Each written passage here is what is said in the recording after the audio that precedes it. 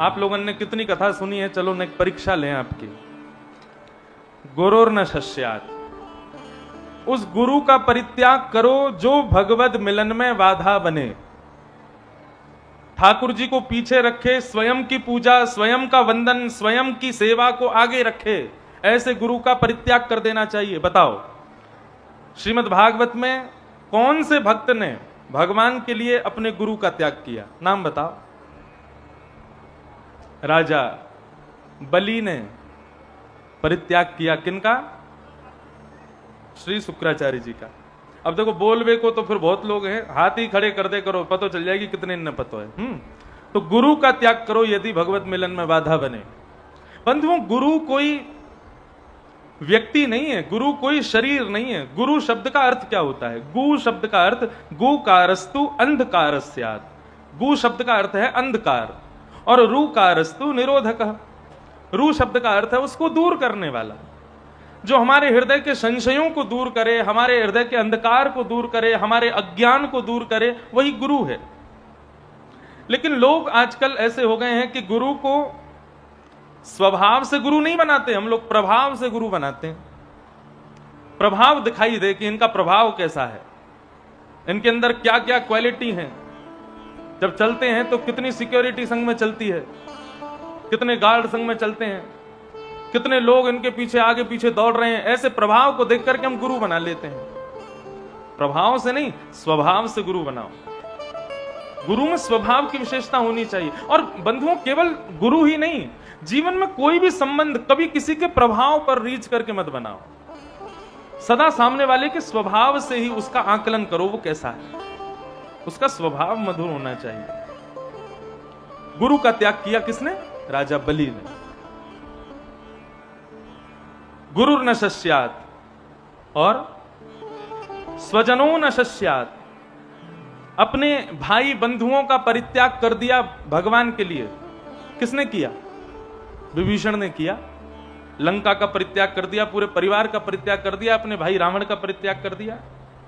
श्रीमद् भागवत में स्पष्ट लिखा है, यदि आपका स्वयं का परिवार, स्वयं के भाई बंधु आदि भी यदि भगवत मिलन में बाधा बने तो उनका त्याग करो।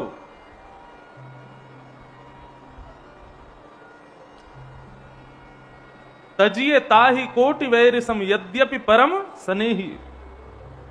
जो हरि विमुख करावे वो कोई भी क्यों ना हो, उसका तुरंत त्याग कर देना चाहिए। अब यहां पर एक प्रश्न उठता है, कई माताएं प्रश्न लेके आती हैं, बोले महाराज जी हम तो बहुत भक्ति करते हैं, हमारा पति नहीं करता। कई पति लोग भी आते हैं, बोले हम तो बहुत भजन करते हैं लेकिन पत्नी ऐसी मिल गई है, उसको कोई मतलब नहीं भगवान से। कई बच्चे भी आते हैं, बोले कि हम भजन करते हैं, भगवान का सेवा करते हैं, आपकी तरह ठाकुर जी की सेवा करने का प्रयास करते हैं, घर वाले पीछे पड़े रहते हैं, बोले क्या अभी से तुम भक्ति में लगे हुए और ये सब। ऐसी स्थिति में क्या किया जाए? तो बंधुओं देखो, हम लोग दो स्थिति में जीते हैं, एक तो शारीरिक और एक मानसिक। कई जगह हम लोग संबंध शरीर से तो मानते हैं लेकिन मन से नहीं मानते। लेकिन कई जगह भले ही हमारा उनसे व्यवहारिक संबंध ना बना हो लेकिन मानसिक संबंध होता है। थोड़ा समझिएगा इस बात को। जो भी भगवत मिलन में बाधा बनते हैं, भाई बंधु मित्र गण आदि, माता पिता पति पत्नी जो भी है, अब उसका त्याग तो कर नहीं सकते, तो क्या करें? शरीर से त्याग मत करो, शरीर से संग रहो, संग खाओ, संग में ही सब करो, लेकिन मन से परित्याग कर दो, मन से छोड़ो। जैसे भगवान शिव ने परित्याग किया सती का। सती ने जब परीक्षा ली रघुनाथ जी की, तो शंकर जी ने ऐसा नहीं कि सती को छोड़ दिया। सती जब लौट करके आई तो जो बगल में आसन सती का लगता था, वो सती का आसन सामने लगा दिया शंकर जी ने। क्यों? बोले है तो पत्नी, रहेगी तो साथ में, लेकिन अब मन से स्वीकार्य नहीं है। मन से त्याग करो। स्वजनो न शस्यात्, विभीषण ने त्याग किया अपने परिवार का। और पिता न शस्यात् जननी न शस्यात्, उस पिता का परित्याग करो जो भगवत मिलन में बाधा बने। प्रहलाद जी ने परित्याग किया अपने पिता हिरण्यकश्यप का। और जननी न शस्यात्, उन मां को भी त्यागो जो भगवत मिलन में बाधा बने। वैसे मां कभी बाधा बनेगी नहीं, लेकिन फिर भी भरत जी ने परित्याग किया कैकेयी का। दैवम न तस्यात् न पतिश्च सस्यात्। उन देवता का परित्याग कर दो जो भगवत मिलन में बाधा बने। हम ब्रजवासियों ने त्याग किया देवराज इंद्र का, क्यों? क्योंकि भगवत मिलन में बाधा बन रहा था। और पतिश्च सस्यात्, उस पति का परित्याग करो जो भगवत मिलन में बाधा बने। गोपियों ने परित्याग किया अपने अपने पतियों का ठाकुर जी से मिलने के लिए। सीधी बात यही है कि भगवत मिलन में जो बाधा बने उसको विष के समान मान करके, उसको राक्षस स्वरूप मान करके, देह से भले ही ना छोड़ पाओ लेकिन मन से उसका त्याग कर दो। हमारे सनातन धर्म में देह की उपस्थिति, देह की क्रिया से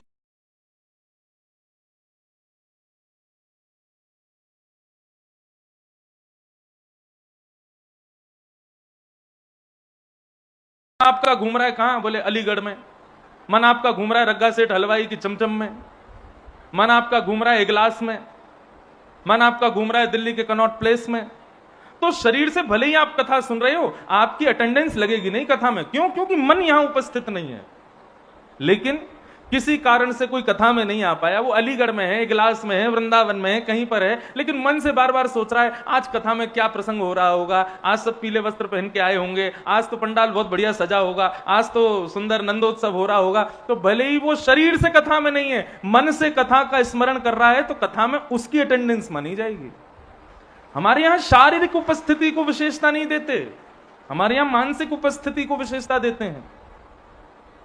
एक प्रसिद्ध कथा है कि दो भाई केदारनाथ जा रहे थे, दो मित्र केदारनाथ जा रहे थे। तो चलते चलते दोनों मित्र निकल पड़े केदारनाथ यात्रा पर। तभी एक वैश्यालय सामने दिखाई दिया। वैश्यालय पर एक सुंदर स्त्री ऊपर खड़ी थी। उस सुंदर वैश्या को देख करके एक मित्र का मन हुआ कि भाई कहां केदारनाथ जाएंगे, इतना थक करके पहुंचेंगे, और मैं तो यहीं से प्रणाम करता हूं केदारनाथ बाबा को, और ये परम सुंदरी कन्या है, इसको रूप को निहारूंगा। उसने कहा कि मेरी तरफ से तुम प्रणाम कर देना, मैं आगे यात्रा पर नहीं जा रहा। बोले तुम कहां जाओगे? बोले मैं यहां रहूंगा, इस सुंदरी के पास रहूंगा। दूसरा जो था वो बोला अरे भाई ये तो गलत कर रहे हो तुम। बोले अब चाहे गलती हो चाहे पाप हो जाए, मैं नहीं जा रहा, तुम जाओ। दूसरा मित्र चला गया आगे। अब स्थिति ये हुई कि थोड़ी देर उस सुंदरी का रूप निहारने के बाद जब उसका मन भर गया, मन में विचार करने लगा कहां इसके चक्कर में रुक गया मैं, इससे बढ़िया मैं भी चला गया होता, बढ़िया ठंडी ठंडी हवा चल रही होती, विशाल पहाड़ों के मध्य में केदारनाथ भगवान का अभिषेक करता, मंगल उनको प्रणाम करता, बार बार उनको वंदन करता, ओम नमः शिवाय का जाप करता। बैठा है वैश्या के बगल में लेकिन स्मरण कर रहा है केदारनाथ भगवान का। और जो केदारनाथ गया था वो ठंडी के मारे कुकुड़ रहा था, चारों तरफ से साए साए ठंडी हवा चल रही थी, कंबल में उड़ के मन में विचार कर रहा मैं गलत फंस गया यहाँ आकर के, मेरे से बढ़िया तो वो रहा, बढ़िया सुंदरी के पास में बैठा है, मैं भी उसकी तरह रुक गया होता, वहीं पे आनंद लेते, वहीं पर उसका रूप निहारता, कहाँ यहाँ केदारनाथ आ गया हूं। और इस प्रकार की अब बैठा है केदारनाथ में, स्मरण कर रहा है किसका? स्थिति ये हुई दोनों की जब मृत्यु हुई तो केदारनाथ में जो बैठा था वो पहुंचा नरक में, और जो वैश्यागमन कर रहा था वो गया सीधा स्वर्ग में। जो नरक गया उसने बोला मैं तो यात्रा पर था, मैं तो तीर्थ यात्रा कर रहा था, फिर मुझे पाप क्यों लगा, मुझे नरक क्यों आना पड़ा। उसने कहा, तो यमदूतों ने कहा कि तुम भले ही शरीर से यात्रा कर रहे थे लेकिन मन से यात्रा थोड़ी हो रही थी, मन से तो तुम्हारे चिंतन में कुछ और चल रहा था। वो भले ही शरीर से कहीं भी था लेकिन मन से उसका चिंतन ठाकुर जी का चल रहा था। श्रीमद् वल्लभाचार्य जी महाराज अपनी पुष्टि की नीति को सिद्ध करते हुए कहते हैं कि ठाकुर जी की सेवा में जरूरी नहीं है कि आप खूब सुंदर श्रृंगार करो, 56 भोग लगाओ, आदि आदि करो, सामर्थ्यवान हो तो करो, यदि सामर्थ्य नहीं है ना तो नेत्र बंद करके ठाकुर जी के सन्मुख भाव रखो बस। अब महाराज जी अभी सेवा की बात कर रहे थे, हमारे लाल जी जहां भी कथा होती है वहां जाते हैं साथ में। अब कई बार हवाई जहाज में जाते हैं और उनका राजभोग का समय कहां से पाएंगे भोजन, कई बार रात्रि में हवाई जहाज होता है तो रात्रि के शयन भोग का समय कहां से पाएंगे बेचारे, कई बार सुबह सुबह हवाई जहाज होता है तो बेचारे सुबह ही मंगला 3 बजे करके भागते हैं साथ में। ऐसी स्थिति में क्या करें? हमारा भाव बहुत बढ़िया, मैं ठाकुर जी जिसमें झांपी जी में ठाकुर जी विराजते हैं, ठाकुर जी के पास में 2-3 हजार रुपए रख देता हूं। लाल जी अब इतनी लंबी यात्रा पे जा रहे हैं, अभी कुछ दिन बाद विदेश भी जा रहे हैं हम और लाल जी, तो अब विदेश जाएंगे, इतने दिन क्या खाएंगे? 17-18 घंटे का हवाई जहाज क्या पाएंगे? ठाकुर जी के पास खूब सारे पैसे रख देता हूं, अब उनको जरूरत नहीं है, लेकिन एक भाव है। और कहते हैं लाल जी रास्ता में कोई गोपी मिले, कोई ग्वाला मिले, आपकी लीला में कोई पधारे, सुभाष से ने कचू खरीद के अपनो पेट भर लियो, अब हम तो भोजन सीधो विदेश पहुंच के ही कराएंगे आपको। तो ये भाव है और ठाकुर जी इसको स्वीकार करते हैं। शरीर की उपस्थिति, शरीर का किसी स्थान पर उपस्थित होना उतना आवश्यक है, लेकिन उससे कहीं ज्यादा आवश्यक है आपकी मानसिक उपस्थिति होना, मन से उपस्थित होना। इसलिए सबका त्याग करो यदि भगवत मिलन में बाधा बने तो। कैसे त्याग करो? बोले मन से त्याग करो, क्योंकि शरीर का त्याग त्याग नहीं माना जाता। आपने किसी को शरीर से छोड़ दिया लेकिन 24 घंटे चिंतन उसी का चल रहा है, तो वो त्याग थोड़े ही है। त्याग क्या है? बोले सबके बीच में रह करके भी उस वस्तु के प्रति मन ना ललचाना, ये त्याग है। हम रसगुल्ला नहीं खाते, हम गुलाब जामुन नहीं खाते, हम तो जलेबी कचौड़ी नहीं खाते।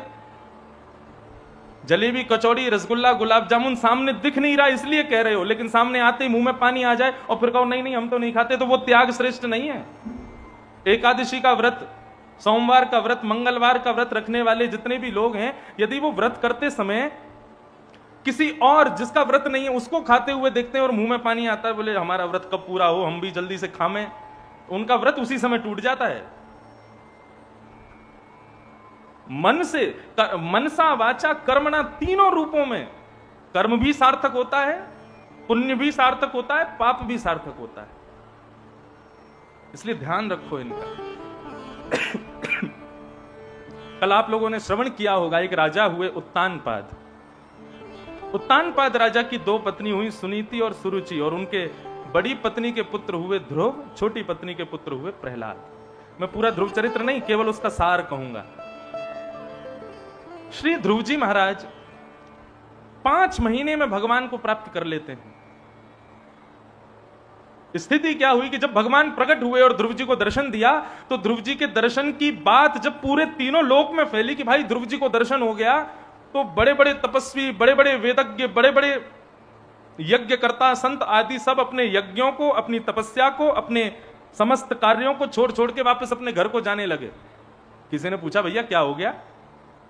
तपस्वी बोले अरे भगवान पक्षपाती हैं, हमको 1-1 हजार साल हो गए तपस्या करते हुए, अभी तक दर्शन नहीं दिया, और वो राजा का बेटा ध्रुव, उसको 5 महीने में दर्शन दे दिया।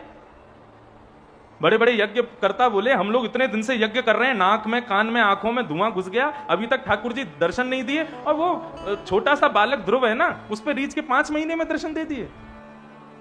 कोई कहने लगा भगवान के दर्शन के लिए राजकुल में जन्म लेना जरूरी है, कोई कहने लगा भगवान के दर्शन करने के लिए बालक होना जरूरी है, कोई कहने लगा भगवान के दर्शन करने के लिए ध्रुव जैसा मातृ चरण कमल प्रेमी होना जरूरी है। हमारे अंदर तो ये गुण है नहीं, तो ठाकुर जी हमको मिलेंगे नहीं।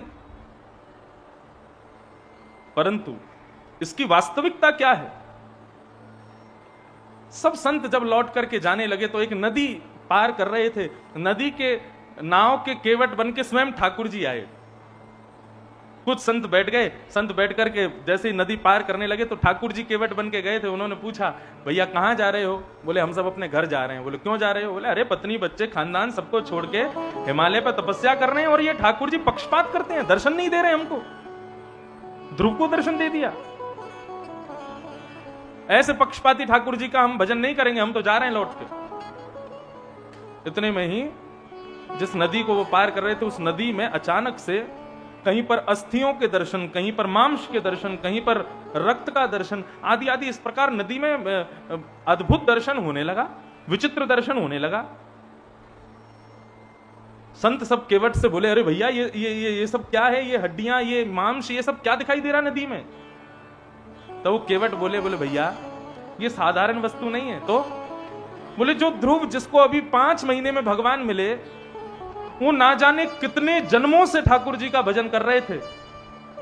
पहले जन्म में उन्होंने घर त्याग किया, वन में आकर के भजन किया, ठाकुर जी नहीं मिले, भजन करते करते करते करते करते उनका शरीर रुग्ण हो गया, इसी नदी में डूब गया। फिर दोबारा जन्म हुआ, फिर उन्होंने भजन किया, पूरा जीवन भजन किया, फिर भी ठाकुर जी नहीं मिले, फिर से उन्होंने अपने शरीर को इसी नदी में समाविष्ट कर दिया। तीसरा, चौथा, पांचवा, ना जाने असंख्य जन्म उन्होंने लिए, तब भी ठाकुर जी ने दर्शन नहीं दिए।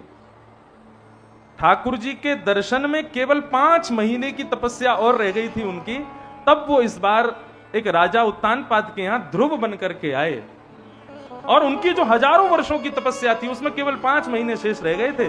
ध्रुव के रूप में उन्होंने अपने 5 महीने पूर्ण किए, और पूर्ण करते ही ठाकुर जी उनको मिल गए और दर्शन हो गया। ये सारी अस्थियां, ये मांस आदि कुछ नहीं है, पूर्व ध्रुव जी के शरीर ही हैं जो दिख रहे हैं।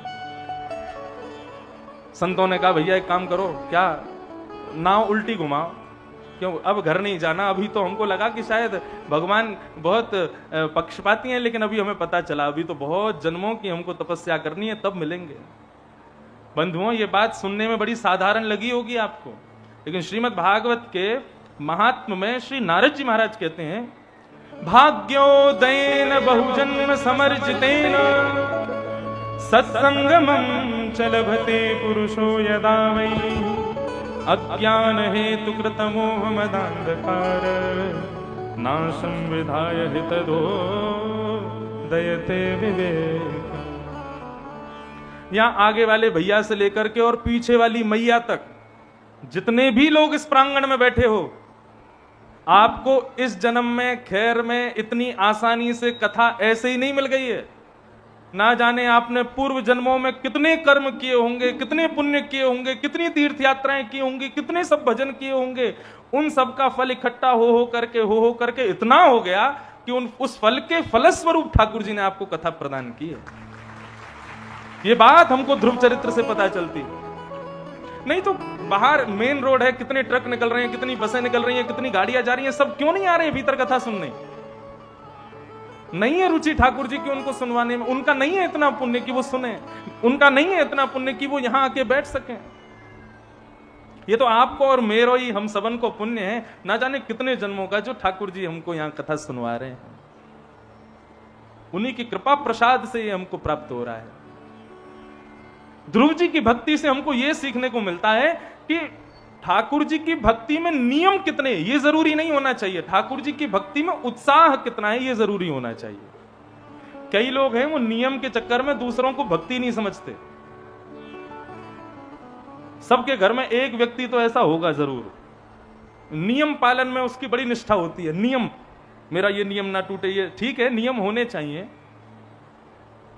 लेकिन ठाकुर जी की भक्ति में श्री प्रहलाद जी महाराज कहते हैं, न दानम न तपो निज्य न शौच्यम न व्रतानि च प्रीयते अमलया भक्त्या हरिरन्य विडम्बनम। प्रहलाद जी महाराज कहते हैं, ध्यान से लिख लेना इस बात को, बहुत दान करने से ठाकुर जी नहीं मिलते। न दानम न तपो, बहुत तपस्या करने से ठाकुर जी नहीं मिलते। यज्ञ, बहुत यज्ञ करने से ठाकुर जी नहीं मिलते। न दानम न तपो निज्य शौच्यम, दिन में 3 बार नहाने से, परम पवित्र रहने से भगवान नहीं मिलते।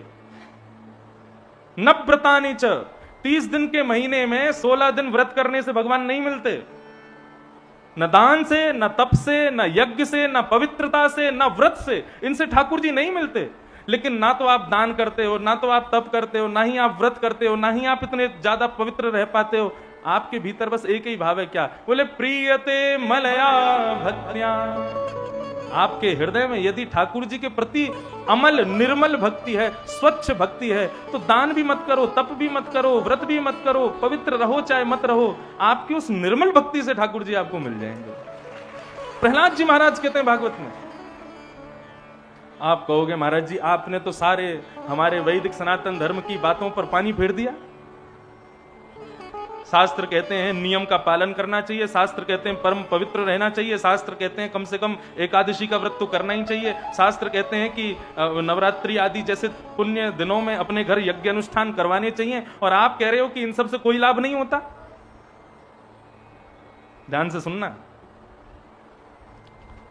कल रात को 3 बजे आया मैं, खूब जोर की भूख लगी। ऐसा हुआ नहीं था, मैं बस बता रहा हूं, एक उदाहरण दे रहा हूं।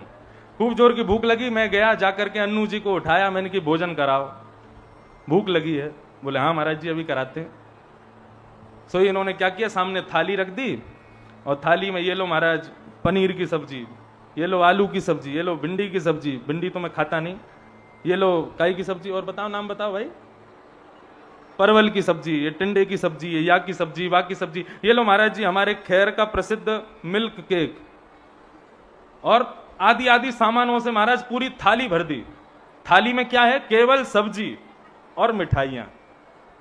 मुझसे बोले पाव, मैंने कहा रोटी, बोले रोटी नहीं है, केवल सब्जी है, सब्जी पालो। तो आप एक बात बताओ, पूरे दिन का भूखा व्यक्ति आपके घर आवे और आप पाने के लिए केवल उसको दुनिया भर की अलग अलग मसालों से बनी हुई बढ़िया चटकदार मसालेदार चटपटी सब्जियां दे दो, क्या उसका पेट भरेगा? रोटी मत दो, केवल सब्जियां ही सब्जियां दे दो तो पेट भरेगा।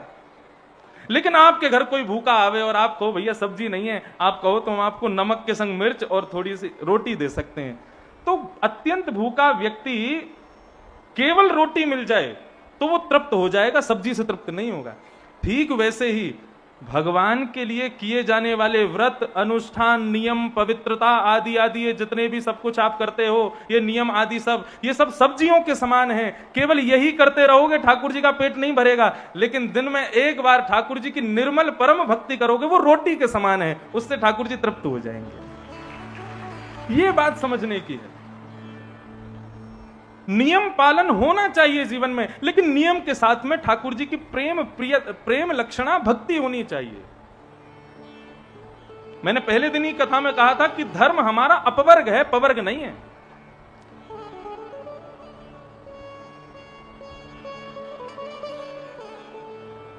भगवान श्री जगन्नाथ जी के एक परम भक्त हुए श्री माधवदास जी महाराज, जगन्नाथपुरी में रहते थे। सब लोग इधर देखो, इधर देखो, यहां देखो, बस यहीं देखो और कहीं मत देखो, कथा सुनो। तो श्री माधवदास जी महाराज जगन्नाथ जी के इतने प्रिय भक्त थे, जब भी वो दर्शन करने आते थे तो जनता जगन्नाथ जी को छोड़ उनको देखती थी। क्यों? क्योंकि उनके आव भाव जैसे बनते थे जगन्नाथ जी वैसे ही हो जाते थे।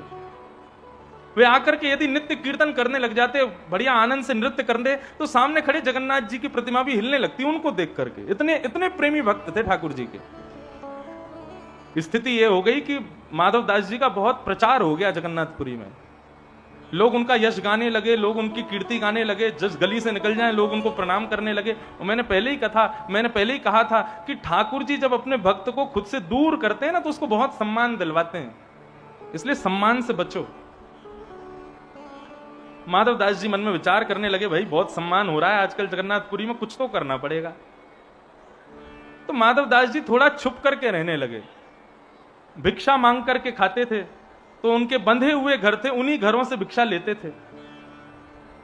अब जहां जहां वो भिक्षा लेने जाते थे, वो लोग महाराज 56 प्रकार के पकवान बनाते थे उनको भिक्षा में देने के लिए। माधवदास जी बोले, अब अपना घर बदलने पड़ेंगे, ये सारे घरों से इतनी सामग्री मिलती है, इतना सम्मान मिलता है, हमको बढ़िया नहीं लगता। हमको लगता है जगन्नाथ जी दूर कर रहे हैं, अब गली बदलो, मोहल्ला बदलो, लोग बदलो, कहीं और जाया करेंगे। तो माधवदास जी खोज रहे थे जगन्नाथपुरी में कि किस घर से भिक्षा लेनी है। एक दिन एक गली में घुसे, सब जगह फेल हो गए सारे लोग, अच्छे स्वभाव वाले लोगों के पास वो जाते ही नहीं। बोले ऐसा कोई मिले जिससे ऐसा लगे कि हाँ हमारा अपयश हुआ, इसने हमको थोड़ा खड़ा खोटा सुनाया, तो लगेगा हाँ ठाकुर जी की कृपा है। तभी उन्होंने एक गली में देखा कि एक गली में एक मैया अपने पूरे मोहल्ले से लड़ रही थी, अड़ोसी पड़ोसियों को गालियां दे रही थी, उठा उठा करके पत्थर मार रही थी एक दूसरे में। माधवदास जी बोले ये बढ़िया है, कल से भिक्षा इसी के यहां पाएंगे। माधवदास जी सीधे पहुंच गए उसके घर। मैया ने जैसे ही देखा ठाकुर माधवदास जी को, तो देख करके प्रसन्न हो गई। वो जानती तो थी है माधवदास जी। अरे अरे अरे बाबा बाबा पधारो पधारो पधारो, आज मेरी कुटिया पे कैसे आना हुआ? माधवदास जी बोले, मैया भिक्षा पावे आए हैं। बोले भिक्षा पाने? आप तो उन मोहल्लों में जाते हो भिक्षा लेने के लिए। बोले अब हमने छोड़ दिया, अब हम यहां आएंगे, आप भिक्षा पवाओ। मैया बोली, ये अब चलो आए हैं तो मना नहीं करना चाहिए, पवा दो। मैया ने भोजन पानी बनाया, बढ़िया प्रसादी सिद्ध करके, और माधवदास जी को भिक्षा पवाई। माधवदास जी तृप्त हो गए। मैया बोली आज आ गए, रोज थोड़ी आएंगे। लेकिन माधवदास जी दूसरे दिन फिर पहुंच गए। मैया बोली ये बाबा तो रोज कोई आको लग गयो नियम, ये तो रोज आवेगो। बाबा आज कैसे आए? बोले भिक्षा पाने आए मैया। मैया का स्वभाव अच्छा था नहीं, उसने सोचा ये बाबा से कैसे पीछा छूटे। आज उन्होंने सब्जी बनाई तो किसी में नमक ज्यादा, किसी में मिर्च ज्यादा, किसी में नींबू ज्यादा, किसी में मसाले ज्यादा। बोले सब बिगाड़ दो, बाबा को मिर्च लगेगी, नमक ज्यादा लगेगा, कल से नहीं आवेगो। जैसे ही माधवदास जी के सामने प्रस्तुत किया, माधवदास जी ने पाना शुरू किया तो मिर्च लगी, नमक लगा ज्यादा। माधवदास जी समझ गए, बोले मैया हमसे पीछा छुड़ाना चाहती है, इसलिए सब कर रही है। मैया ने पूछी बाबा रूखो सूखो बनो है, कैसा बनो है? माधवदास जी बोले बहुत बढ़िया, आज तो मैया तुमने कमाल कर दिया, कल से भी बढ़िया बनो है आज तो। मैया बोली कहा करें, हमने तो खूब बिगाड़ने की कोशिश करी, बाबा को अब भी स्वाद आ रहा है। मैया रोज भोजन में कभी दाल में कंकड़ डाल दे, कभी चावलों में कुछ और मिला दे, हर प्रकार से भोजन बिगाड़ने की कोशिश की, लेकिन माधवदास जी माने नहीं, नित्य उसके यहां जाते। एक दिन चिढ़ गई मैया बहुत जोर से, बोले आज आंदे बाबा मैं बताऊंगी, यानी तो फ्री फोकट के हम सेवक बना लिए, रोज आ जाए पावे के काजे। जैसे ही माधवदास जी आए, मैया पोंछा लगा रही थी घर में और बड़ी गुस्सा में चिढ़ करके माधवदास जी ने कही माते भिक्षाम देही। मैया बोली आ जाए रोज रोज उठा के मोह भिक्षाम देही भिक्षाम देही। अरे कोई नियम नहीं, कोई समय नहीं, जब मन चाहे तब आ जाए। पोंछा ही गोल करके और महाराज माधवदास जी पे फेंक के मारो, बोले ले ले भिक्षा, यही की भिक्षा ले आज। माधवदास जी के हाथ में जैसे ही पोंछा आया तो माधवदास जी तो मुस्कुराने लगे, बोले भिक्षा में भैया जो मिल जाए स्वीकार करना चाहिए। माधवदास जी ने हृदय, अच्छा माधवदास जी का नियम था भिक्षा जो मिलती थी वो तुरंत नेत्र बंद करके समस्त सामग्रियों को जगन्नाथ जी के सन्मुख पहले भाव से पहुंचा देते थे। बोले हे जगन्नाथ प्रभु इसको स्वीकार करो। जब जगन्नाथ जी का भोग लगता था तब स्वयं पाते थे। लेकिन माधवदास जी बोलने लगे, बोले आज तो पोंछा मिला है भिक्षा में, ये जगन्नाथ जी को कैसे दिया जाए। तो भक्त का स्वभाव देखो, इनसे पता चलता है कि भक्त कैसे होते हैं। माधवदास जी गए समुद्र के किनारे, एक शिला देखी, उस पर निचोड़ करके पोंछा सुखा दिया और जैसे ही पोंछा सूख गया उसके रोए दूर दूर किए। उसके रोए जब बिल्कुल विदीर्ण हो गया पोंछा, उसके रोयों से बढ़िया दीपक बनाया, उसमें घी डाला और अग्नि प्रज्वलित करके जगन्नाथ भगवान की उसी से आरती कर दी और ठाकुर जी को निवेदित कर दिया। इसको कहते हैं निर्मल भक्ति। यहां पर नियम का विशेष ध्यान नहीं दिया उन्होंने। बंधु ऐसी निर्मल भक्ति हो, फिर उसके बाद में आपके जीवन में भले ही कोई नियम ना हो, भले ही कोई व्रत ना हो, भले ही कोई यज्ञ आदि ना हो, ठाकुर जी रीझ जाएंगे, ठाकुर जी मान जाएंगे, ठाकुर जी प्रसन्न हो जाएंगे।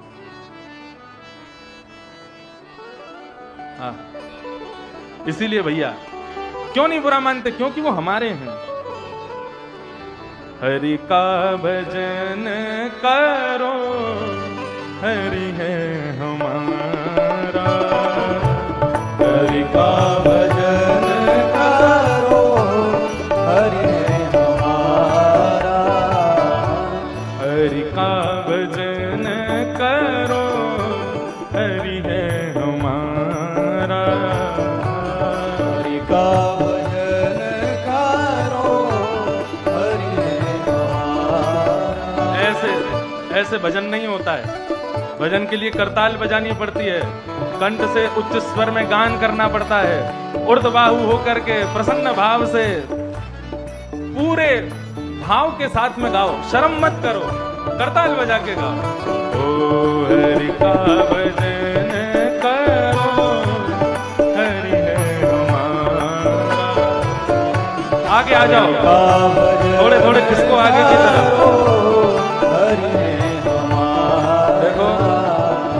बधाई लेके खैर के लोग इतने सारे आ गए, जगह कम हो गई है पीछे, नेक नेक और आगे आओ, और खिसकते खिसकते गाते गाते खिसको सब लोग आगे। भाई लोग भी आगे आ जाओ, हमारी माताएं भी सब थोड़ा थोड़ा आगे खिसक जाओ, प्रेम से गाओ। हरि नाम लेने वाला, हरि नाम लेने वाला, हरि नाम गाने वाला, हरि नाम गाने वाला, हरि का है प्यारा, हरि का भजन करो, हरि है हमारा,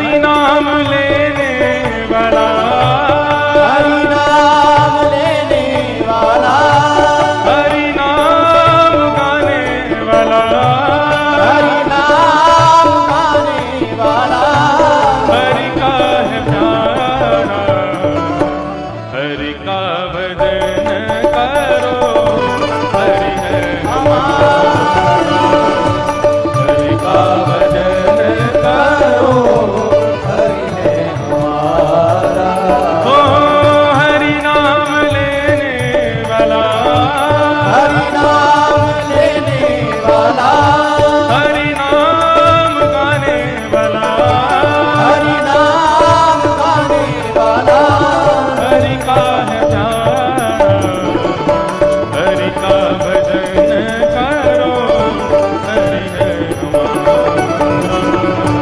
हरि का भजन करो, हरि है हमारा।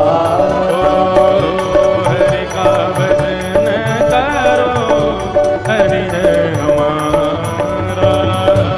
हरि का भजन करो, हरि है। श्री वृंदावन बिहारी लाल की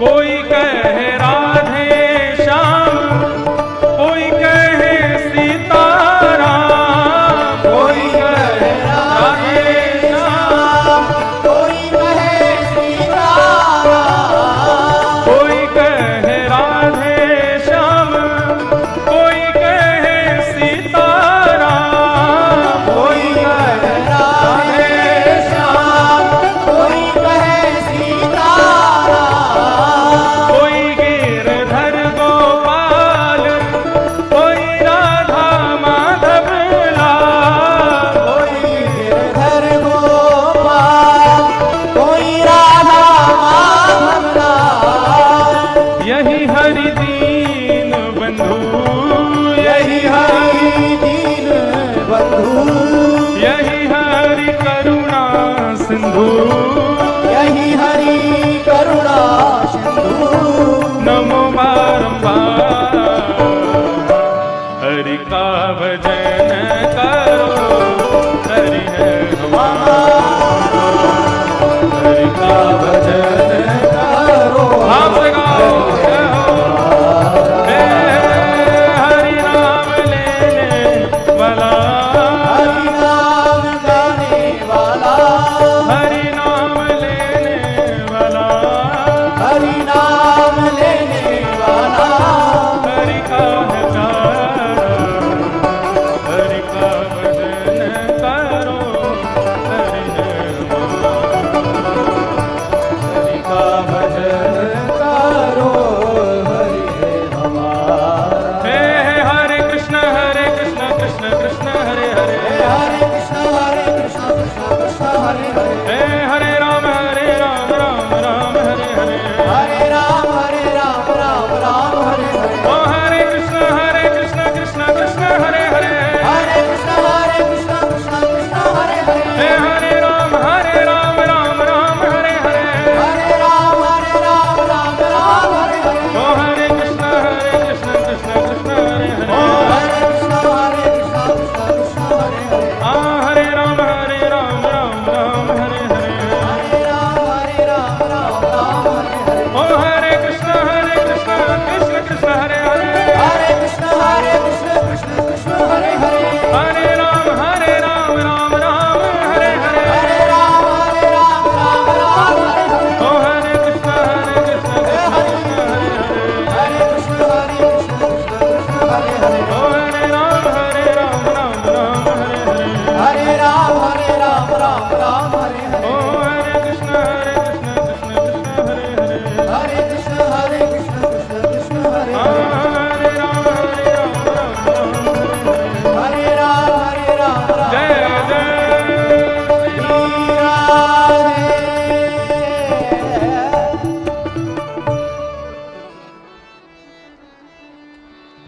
तो ध्रुव जी की भक्ति से हमने क्या पाया कि ठाकुर जी की भक्ति के लिए कुछ अन्य साधनों का होना जरूरी नहीं है। ऊंचे कुल में जन्म हो, बहुत व्रत हो, बहुत अनुष्ठान हो, बहुत नियम हो, बहुत पवित्रता हो तो ही ठाकुर जी मिलते हैं, ऐसा नहीं है। कर्माबाई के पिताजी नित्य ठाकुर जी की सेवा करते थे, लेकिन कर्माबाई के पिताजी जब तीर्थ यात्रा पर गए तो अपनी बेटी कर्मा को कह के गए, कर्मा रोज ठाकुर जी का भोग लगाइयो और भोग लगा के फिर पइयो, बिना भोग लगाए भोजन मत करियो। कर्मा बोली जो आज्ञा पिताजी। अब कर्माबाई क्या करती, सुबह उठ करके बिना नहाए धोए, बिना मुंह धोए सीधा ठाकुर जी को उठा के बैठा देती, चूल्हे में कंडे रख के अग्नि प्रज्वलित करती और ऊपर कढ़ाई रख करके और लगी बनाने खिचड़ी। अभी नहाई नहीं है, ठाकुर जी का भोग बना रही है और इतने में ही सोचती अब खिचड़ी बहुत देर में बनेगी, अपने सारे नित्य कर्म कर लूं, तो दांतुन तोड़ के ले आती, दांतुन करने लग जाती, वो खिचड़ी बना रही है ठाकुर जी की। बीच बीच में कभी देखने को होती है, बोले कहीं जल तो नहीं गई है, तो दांतुन लंबी उसके पिछले भाग से कभी कभी खिचड़ी चला भी देती, बोले कहीं नीचे लग ना जावे। और जब ठाकुर जी के सन्मुख पधराती, पात्र में रख देती, लाल जी को बोलती, लाला पिताजी आज्ञा करके गए, पहले भोग लगाना फिर पाना, और चलो भोग लगा लो, पाओ। खड़ी हो गई ठाकुर जी के सामने, पाओ। ठाकुर जी लड्डू गोपाल ऐसे ही बैठे, बोले अरे लाला उठ जाओ, उठ के बैठ जाओ, हाथ पांव सीधे कर लो, प्रेम से पाओ, मैंने सुबह सुबह बनाई है। नहीं उठ रहे ठाकुर जी। अच्छा मैं चली जाऊंगी तो खा लोगे, मेरे सामने शर्मा रहे हो, ठीक है मैं जा रही हूं। चली गई, पर्दे की ओट में छुप जावे, फिर वहां से देखे खाई की नहीं, फिर छुपे, फिर देखे खाई की नहीं। लाला का भयो, अच्छा तो नमक अच्छो ना है, स्वाद अच्छो ना है, हमारे ना खा रहे, तो ठाकुर जी के सामने भोग में से चाट भी लेती, ये तो बढ़िया बनी है, यहां में नमक भी बढ़िया है, नींबू भी बढ़िया है, सब मसाले बढ़िया, फिर काय को नहीं पा रहे हो। अंत में जब ठाकुर जी ने नहीं पाया तो कर्माबाई बोली, बोले ठीक है मत खाओ, मेरो कहा जाएगा, खाओगे पियोगे नहीं तो ये तुम्हारे दो गोल गोल से जो गालें पिचक जाएंगे, पतरे रह जाओगे, और जब पतरे रह जाओगे तो मुंह को अच्छे नहीं लगोगे, और जब मुंह को अच्छे नहीं लगोगे तो मैं पिताजी से कह दूंगी अब गोपाल जी बदल लाओ, दूसरे ले आओ, ये पतरे रह गए। इतने भाव से ठाकुर जी को पुकारती है कि बिना नहाए धोए, बिना अपरस का ध्यान रखे, बिना किसी भाव का ध्यान रखे झूठा कूटा सब कर रही है, लेकिन उसके भाव पर रीच करके जगन्नाथ जी दौड़ करके आए कर्माबाई की खिचड़ी खाने। क्यों? ना शुद्धता है, ना पवित्रता है, ना आचार विचार है, ना आचरण का कोई ध्यान है, झूठा कूटा कर रही है, लेकिन उसका भाव प्रबल है। बस इसी बात को गांठ बांध लो बंधुओं। लोग बहुत गलत समझते। कल भी मैं जहां गया था वहां के लोग सब कह रहे थे, बोले भक्ति करने का समय तो 50 के बाद होता है। मैंने कहा अच्छा जी, मैंने कहा 50 में भक्ति करोगे तो फिर मरगटा में ही भगवान मिलेंगे, बचपन से भक्ति करोगे तो 50 तक भगवान मिल जरूर जाएंगे। किसी का प्रश्न ये भी होता, अच्छा बड़े विचित्र हैं लोग, कई लोग ऐसे कहते हैं हमको मिलना ही नहीं भगवान से, हम क्यों करें भक्ति। तो ऐसे लोग तो भैया फिर नहीं करो तो ही बढ़िया। कई लोग ये भी पूछते हैं मिलना जरूरी क्यों है, ठाकुर जी से क्यों मिलना चाहते हैं। भैया देखो, इस जन्म में आप बड़े सुखी हो इसलिए कह रहे हो, लेकिन पुनरपि जननम पुनरपि मरणम पुनरपि जननी जठरे शयनम, बार बार जन्म लेना, बार बार मर जाना। कभी किसी के घर में जन्म हो रहा है, और ये तो मानवों की बात है, कभी कुकर सुकरों के गर्भ में भी हमको जाना पड़ता है। ये जन्म मरण के चक्कर से यदि बचना है तो ठाकुर जी से मिलना पड़ेगा, और उनसे मिलने के लिए भक्ति करनी पड़ेगी। हम क्यों इतनी कथाएं कर रहे हैं, क्यों गला फाड़ फाड़ के कथा सुना रहे हैं। यहां पूरी 19 को करेंगे, 20 से फिर टूंडला में शुरू कर देंगे, टूंडला में 26 को पूरी करेंगे, लेके अपने ठाकुर जी को विदेश भागेंगे, 1 महीना वहां कथा करेंगे, वहां से आते फिर कहीं जाएं। क्यों इतना सब कुछ कर रहे हैं? केवल इसी बात के लिए कि इस जन्म में ठाकुर जी ने हमको मानव बनाया। ठाकुर जी की सबसे बड़ी कृपा हमारे ऊपर कि हमको मानव बनाया। ठाकुर जी चाहते तो कुकर सुकर बना देते, लेकिन मानव बनाया। और मानवों में भी आंख ठीक ठाक दी, कान ठीक ठाक दिए, जीभ ठीक ठाक दे दी, मतलब सुनना, देखना, सूंघना, बोलना, चलना फिरना सब ठीक ठाक कर दिया ठाकुर जी। दूसरी कृपा। तीसरी कृपा हम पे, आप पे और दुनिया वालों से ज्यादा है, क्या कि हमको ब्रज में जन्म दिया, वृंदावन में। रोज सुबह उठ के अपनी पीठ थपथपाया करो कि आप दिल्ली, बंबई, चेन्नई आदि जैसे शहरों में नहीं हो, ब्रज में हुए हो। इस ब्रज में जन्म हुआ है। चौथी कृपा वृंदावन के इतने पास हुआ। और 5वीं कृपा इतने सब कुछ कृपा के बाद भी ठाकुर जी को लगा इस पर कृपा कम रह गई, तो अपनी कथा दे दी सुनने को, अपनी सेवा दे दी करने को। और क्या चाहिए हमको? इतनी सब व्यवस्थाएं मिलने के बाद भी यदि हमने ठाकुर जी का दर्शन नहीं किया, हमने अपना जीवन व्यर्थ कर दिया। लोग कहते हैं आत्महत्या किसे कहते हैं? आत्मा की तो कभी हत्या होती नहीं। गीता में भगवान कहते हैं उसको कोई जला नहीं सकता, उसको कोई मार नहीं सकता, उसको कोई भिगो नहीं सकता। तो फिर आत्महत्या शब्द कहां से आया? आत्मा की हत्या तो होती नहीं है, होती आत्महत्या। किसकी होती आत्महत्या? भगवान कहते हैं श्रीमद् भागवत के एकादश स्कंद में उद्धव से कहते हुए भगवान स्वयं बताते हैं कि आत्महत्या मानव की कब होती है। नृदेह माध्यम सुलभम सुदुलभम प्लवम सुकल्पम गुरुकर्णधारम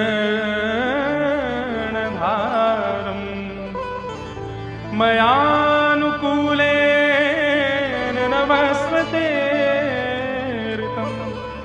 पुमान् भवाब्धिं न तरेत् स आत्मः। भगवान कहते हैं आत्महत्या किसकी होती है? बोले सबसे पहली बात जिसको मनुष्य शरीर मिला हो। दूसरी बात, मनुष्य शरीर के बाद भी उसको ये सब व्यवस्थाएं मिली हो कि ब्रज में जन्म हो गया, सुंदर भागवत आदि ग्रंथों का सानिध्य मिल गया, सुंदर गुरुजनों के प्रवचन सहज में ही सुनने को मिल जाते हैं, ये सब व्यवस्थाएं मिल गई, गुरुकर्ण धारम। और तीसरी व्यवस्था भगवान कहते हैं मयानुकूलेन नभस्यते ऋतम्। उसकी इच्छा नहीं होती फिर भी मैं ऐसी व्यवस्था कर देता हूं कि मेरा दर्शन मिल जाए, मेरी कथा मिल जाए, मेरे संत जन आगे से कभी निकल जाएं। इतनी सब व्यवस्थाएं मिलने के बाद भी यदि मानव ने अपने जीवन में जीते हुए मेरा दर्शन नहीं किया, तो ऐसे व्यक्ति ने अपनी आत्मा की अपने शरीर में घोट करके उसकी हत्या कर दी है। यही आत्महत्या है। इसलिए बंधुओं, क्यों सुन रहे हैं कथा, क्यों कर रहे हैं ये सब कुछ? हमें आत्महत्या नहीं करनी है, हमें ठाकुर जी का दर्शन करना है। और हम तो ब्रजवासी कहते हैं मुक्ति कहे गोपालते मेरी मुक्ति बताओ। बोले ब्रज रज उड़ मस्तक पड़े मुक्ति मुक्त है जाए। हम ब्रजवासी तो कहते हैं मुक्ति नौन सी खारी लागे। लाला हमको मुक्ति भी नौन जैसी, नमक जैसी खारी खारी लगे। मुक्ति और भक्ति दोनों में अंतर क्या है? मुक्ति मतलब मृत्यु के बाद भगवत दर्शन, और भक्ति का मतलब मृत्यु से पहले भगवत दर्शन। भागवत मुक्ति प्रदान तो करती है लेकिन पहले भक्ति देती है। ध्रुव जी की भक्ति से हमने सीखा कि भक्ति में उत्साह होना चाहिए। जितना उत्साह ज्यादा होगा उतनी जल्दी ठाकुर जी दर्शन देंगे। ऐसे ध्रुव जी महाराज को हम प्रणाम करते हैं। आगे भागवत में अन्य अन्य भक्तों की कथा बताई। फिर कथा एक दिव्य भक्त की आती है जिनका नाम है वृत्रासुर। पिताजी ने कल इनकी कथा भी सूक्ष्म कही थी। वृत्रासुर अपनी स्तुति में क्या कहते हैं? बंधुओं, ये असुर थे और असुर होते हुए भी इन्होंने भगवान की परम दिव्य भक्ति की। मुझे बड़े प्रिय हैं वृत्रासुर। वृत्रासुर की भक्ति में विशेषता क्या है?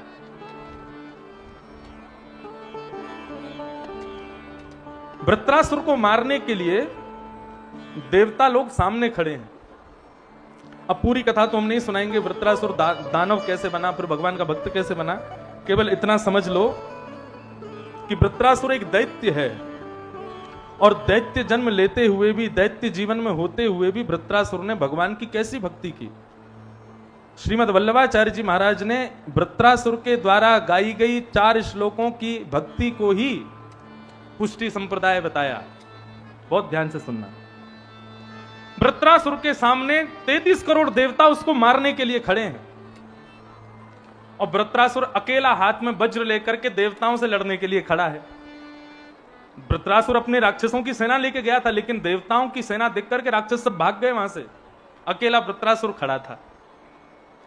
तो वृत्रासुर इंद्र की ओर देखता है और देवताओं से कहता है कि मैं मरने वाला हूं, मुझे पता है मेरी मृत्यु होने वाली है, लेकिन मृत्यु से पहले मरने वाले को एक अंतिम उसकी इच्छा पूरी करने का एक भाव देना चाहिए। बोले जी बिल्कुल। तो वृत्रासुर बोला मैं अपनी अंतिम इच्छा पूरी करना चाहता हूं। इंद्र बोला क्या है तुम्हारी अंतिम इच्छा? बोले कुछ नहीं, केवल भगवान की स्तुति गानी है। देवता सब सामने बैठे हैं आप लोगों की तरह श्रोता बनके, और यहां अपने वज्र को कोने में रख करके वृत्रासुर भगवान की स्तुति गाता है। अद्भुत स्तुति। बंधुओं, मृत्यु सामने खड़ी है वृत्रासुर के, शत्रु सामने खड़े हैं वृत्रासुर के, और वृत्रासुर भगवान की स्तुति गा रहा है। क्या कह रहा है? अहम हरे तब पादैकमूल दासानुदासो भवतास्मि भूय मनस्मरेता सुपतेर्गुणांस्ते गृणीतवा कर्म करो तु काया। वृत्रासुर कहता है, हे नाथ, मुझे आपके चरणारविंद नहीं चाहिए। भगवान प्रकट हो गए, बोले वाह, भक्त तो बहुत देखे भैया, तेरे जैसो नहीं देखो। सब कहते हैं आपके चरण मिल जाएं, आपके दर्शन मिल जाएं, आपका सानिध्य मिल जाए, और तू कह रहा है मुझे आप नहीं चाहिए, मेरे चरणारविंद नहीं चाहिए। बोले ना, तो क्या चाहिए? बोले जो मांगूंगा सो दोगे? भगवान बोले बिल्कुल देंगे। बोले दासानुदासो भवतास्मि भूय।